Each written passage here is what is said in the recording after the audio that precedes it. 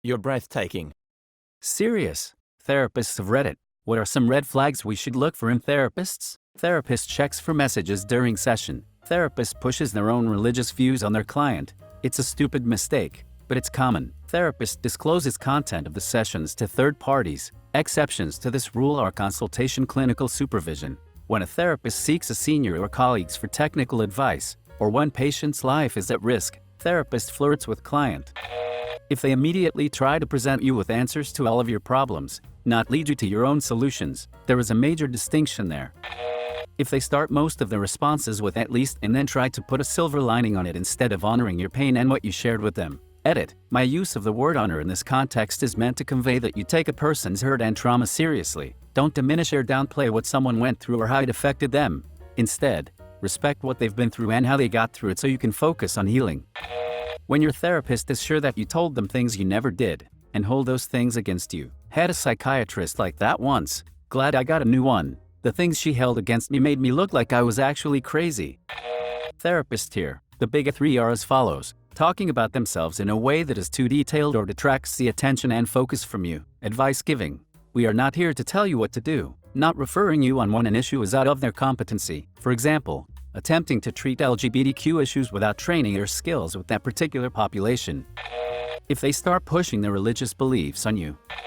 If they are distracted at all, check a text or email or anything during session. If they can get you in immediately, it may mean they don't have many clients. This could either mean they are very new or not a very good therapist. Could also mean they had a cancellation, so do some research. Any kind of flirtation that does happen, get out of there. Not helping you define goals to move forward. Some therapists are happy to take your money and just let you bitch about life for an hour. And while that might be a relief for you, it's only going to help long term if there are actionable steps taken that are agreed upon by you and your therapist. This is the work of therapy and most important, but also when many people drop out. Edit. Also, I see life coaches popping up on therapy resource pages. They are not trained professionals. Avoid. Second edit. Didn't expect such a response, but I'm glad for the open dialogue. A couple good points have been made. Definitely, being able to get you in right away doesn't always mean something negative. I probably should have left that out altogether. Certain therapists, usually dialectical behavioral therapists, do need to be available 24/7, so certainly they might check phone/email, but they should also be upfront with you about that aspect of their practice before you begin.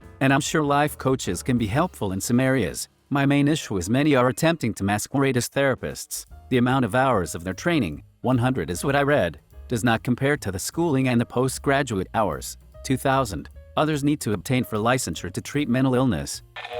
If they keep validating that it's okay you feel the way you do, but offer no alternative way of thinking.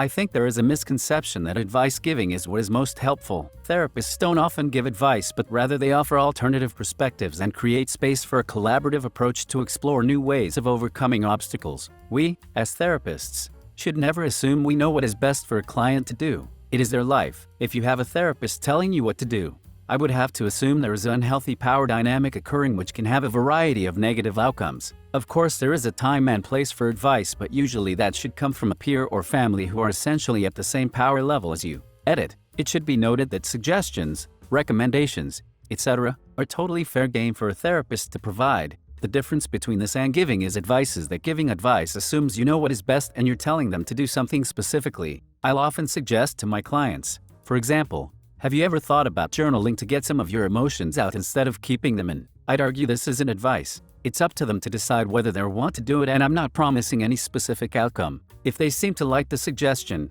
I may assign homework for them to journal. This is more concrete, like some of you have mentioned, but I don't think it is advice. Maybe it's semantics. Also, every therapist has their own style and personality. It's not always going to be a good fit between client and therapist. Shopping around for a therapist should be encouraged if possible. Find what works best for you. Therapist here. My role is a little different as I am a trauma-based/short-term crisis therapist, meaning I just help stabilize my clients to where they can be transferred to a lower level of care. To me, warning flags are no risk assessment, no crisis planning, no exploring triggers, no plan to help you cope when faced with a trigger, especially important when triggered and/out of session. No timeline for treatment, no discussion about your rights as a patient, too much advice giving. I call this could've, should've, would've people. Also giving advice about anything outside of their scope of practice, medical treatment, religious practices, legal issues. etc. In family/couple sessions especially, any therapist who acts like a referee to determine who is right or wrong. Covering these items are important in therapy because it will help the patient long-term in processing emotions, using healthy coping skills and problem solving on their own. I can't speak to those clinicians in private practice because I'm in community mental health, but for agency-based therapy, it is not a long-term service. Most CMH agencies are bound by EBP, evidence-based practices, which are time-limited and short-term, 6-12 weeks. I would be wary of a therapist who seems like they are dragging out your treatment. The goal is progress, not perfection.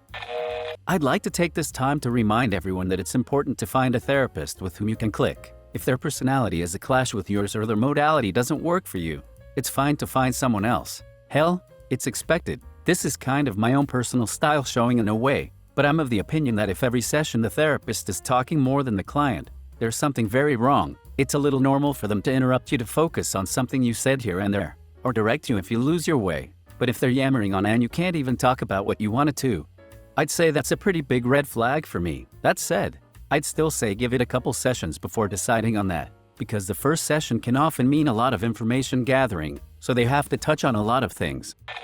If a therapist doesn't give you an informed consent, if a therapist doesn't thoroughly explain his/her informed consent to make sure you understand, if a therapist doesn't listen to your needs, if a therapist says they are a therapist, CBT, DBT, psychoanalytic, etc., and they don't listen to your individual needs, if a therapist reroutes all your problems back to some aspect of your life, for example, if a therapist tries to make every problem in your life about your sexuality even when they are unrelated, overall, if it feels like you aren't being heard and understood, red flag. More so, if it feels like the therapist isn't trying to understand your point of view.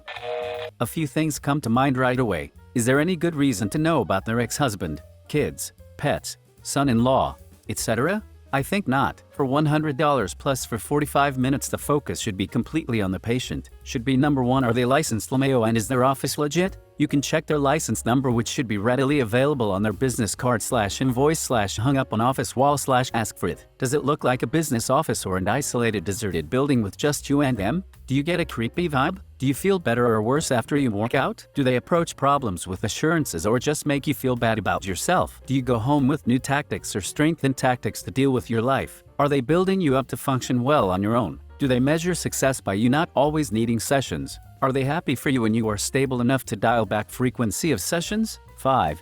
Are you practicing techniques in your sessions that can be used when you are on your own? Are they holding you hostage as a place to spill your guts? Or are they teaching you to practice their methods across multiple parts of your life? Not keeping professional boundaries, like sharing personal information about themselves, giving you direct advice about a serious decision, like a breakup, expressing their personal opinion strongly, any sign of judging your decisions, opinions, or feelings. Therapist here, they should never make judgments about people in your life, especially yours, so it's pretty basic that you can't form an opinion on someone based on your patient's description. Doesn't mean they never say anything about the relationship, but they should seek a lot of information and only talk about people in relation to you.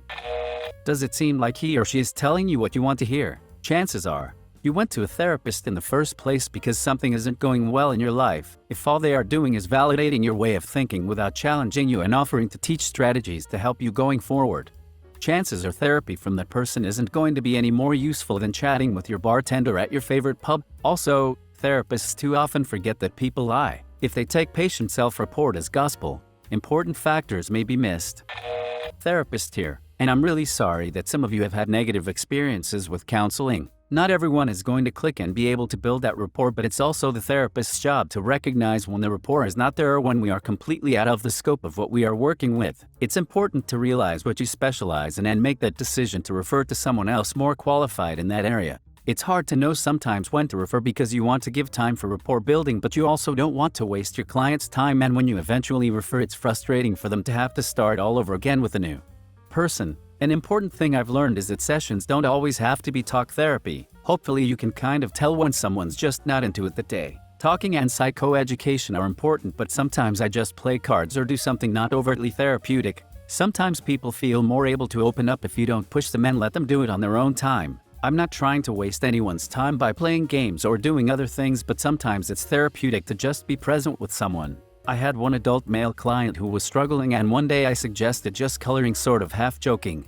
and he said, "That sounds goofy as frick. I'd love to." I haven't colored since I was little. We talked about just random things and I learned a lot more about him through the mindless activity. Another thing that is important is to not completely panic when you have someone experiencing thoughts of self-harm. You want to give them that safe space to talk about it. You can't panic and start looking for hospitals as soon as you hear the S word. Many people just want to be heard and want to reach out for help. It's important to talk it through because I found many times they don't want to hurt themselves. It's general ideations of I don't want to be here anymore. There's no intent or plan or means, but you wouldn't know that if you freak out as soon as they say it. Sometimes people use the word suicidal and don't completely understand what that means. Sometimes it just means frustrated or overwhelmed and they don't know how to express it. You have to be cautious definitely, and it's always good to staff with colleagues and come up with a safety plan and protective factors. People aren't going to feel comfortable talking to you if you jump too quickly. They may feel like they were being punished and it makes you worry that they won't be honest about it in the future because they are afraid of the consequences.